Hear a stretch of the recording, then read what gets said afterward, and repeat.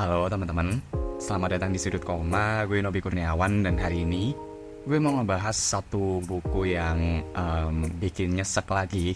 Kayaknya di tahun ini tuh gue banyak ya ngebahas buku-buku kayak gitu. Contohnya mungkin ada Solanin, atau mungkin kalau di komik lokal tuh Matahari Setengah Lingkar.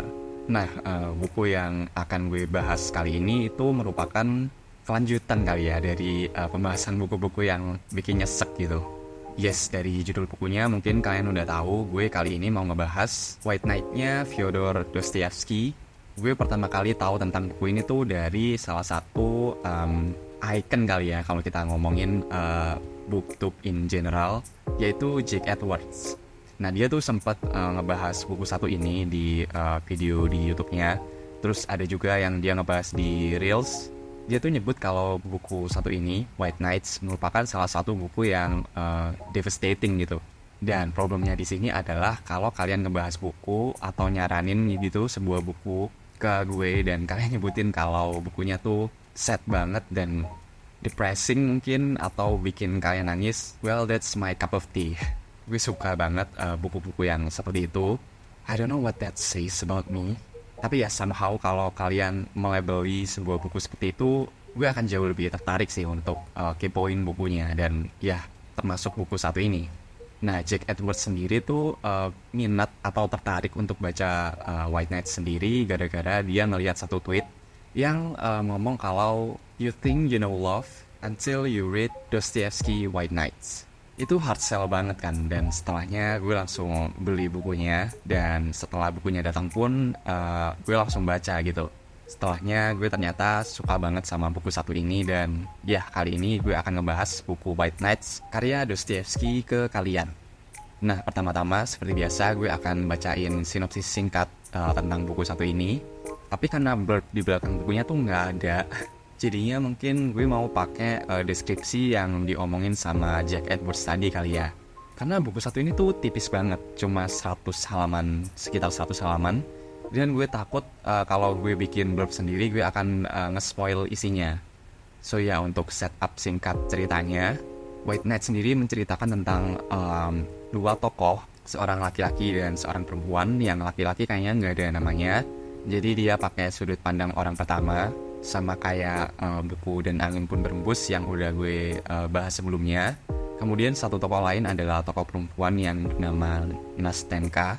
Nah, dua karakter ini tuh sama-sama lonely gitu, sama-sama sendiri dengan alasannya masing-masing. Dan karena satu dan dua hal, dua karakter yang gak memiliki hubungan apapun gitu, sebelumnya gak ada koneksi sama sekali, tiba-tiba ketemu untuk alasan dan kejadiannya kenapa kalian bisa baca sendiri bukunya. Tapi intinya kedua karakter ini memberikan rasa nyaman gitu ya melalui sebuah series percakapan. Ya intinya gitulah, dua karakter yang sama-sama kesepian, sama-sama sendiri, dipertemukan dalam sebuah kejadian yang lumayan random sebenarnya. Dan kemudian find comfort in each other present gitu. Tapi mereka tuh gak ditakdirkan untuk bersama. Dan ya kita akan mengikuti sebuah kisah yang sekali lagi nyesek itu tadi. Nah, blognya mungkin itu aja karena sekali lagi bukunya tuh tipis banget. Tapi jangan salah, walaupun bukunya tipis gitu ya, bisa menghancurkan hati kalian, bisa benar-benar bikin kayak gitulah. Nah, untuk menanggapi tweet yang menjadi alasan Jack Edwards tadi tertarik dengan buku satu ini, menurut gue itu tuh bener gitu. White Knights ini sendiri scream love to the core gitu. Dia mengangkat segala aspek dari love tadi, baik senengnya, terus manisnya, pertemuan random di awalnya yang kita sebelumnya gak kenal sama sekali, terus akhirnya jadi dekat. Kemudian sedihnya, cracknya juga diangkat, perpecahannya, ributnya, proses fallingnya, aduh lengkap banget deh. Semua tuh berasa jujur dan berasa raw juga.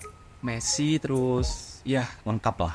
Dan kalau gue mau nambahin gitu ya, mungkin ada sedikit unsur right person wrong time, yang mana itu satu subgenre romance yang gue suka banget sih. Nah, sekarang gue mau ngomongin beberapa aspek yang gue suka dari buku satu ini selain tentang konsep love yang diangkat tadi. Yang satu soal kepenulisan, gue suka bagaimana Dostoevsky ini sangat effortless gitu ya, ngebangun vibes, ngebangun universe dan karakter yang ada di dalamnya. Gue bisa langsung masuk ke dalam ceritanya. Kemudian gue juga suka bagaimana cerita satu ini tuh berasa klasik banget. Gue tahu sih ini buku klasik, tapi waktu gue bacanya tuh serasa gue nonton film-film jadul gitu, macam Casablanca, atau bahkan film-film yang lebih tua lagi gitu. Nah, vibes-nya di buku ini tuh seperti itu. Walaupun dengan keunggulan yang gue udah poin tadi, gue ngerasa nggak akan semua orang cocok dengan gaya penceritaan yang seperti ini. Karena tipe-tipe cerita seperti tadi mungkin sedikit berasa over the top gitu ya. Nah, karena gue basically suka gitu nonton film, dan gue juga menikmati film-film lawas, jadinya gue nggak punya masalah dengan hal tersebut. Kemudian kelebihan lain yang ada di buku ini merupakan quotes-quotes yang ada di dalamnya, yang sekali lagi bikin nyesek, dan mungkin gue bacain aja kali ya, beberapa doang. Yang pertama, we thank some people for merely living at the same time as we do. I thank you for the fact that I met you, that I will remember you for all my life. Emang sih, trope the right person, the wrong time, itu bikin nyesek banget. Kemudian yang lain tuh, ini sakit banget sih, ini waktu si karakter ceweknya tuh ngomong ke si karakter cowok. I was thinking about you. You're so kind that I would have to be made of stone not to feel it. Do you know what just occurred to me? I was comparing the two of you. Why isn't he you? Why isn't he like you? He's not as good as you, even though I love him more than you. Pas gue bacanya tuh gue pengen ngelempar bukunya. Aduh, sakit banget, beneran sakit banget. Udah mah the right person, the wrong time tadi, terus masih di-comparein juga sama orang lain. Beneran bikin sakit banget buku satu ini. Terus ada lagi, ini tetap si karakter cewek yang ngomong ke karakter cowok tadi. If you ever fall in love, then may God grant you happiness with her. But I won't wish her anything, because she will be happy with you. Damn. Itu sih beberapa contoh quotes yang ada di dalamnya. Masih banyak lagi yang seperti itu, dan masih banyak momen yang sekali lagi bikin kalian pengen lempar bukunya. Dan kemudian sekarang kita masuk ke kekurangan yang gue temukan. Satu-satunya kekurangan yang gue temukan di sini pastinya adalah bahasanya. Karena ya kalian pasti tahu lah, baca klasik tuh agak susah. Dan hal tersebut pun gue juga temukan di buku satu ini. So ya, mungkin itu aja untuk pembahasan White Nights dari Dostoevsky.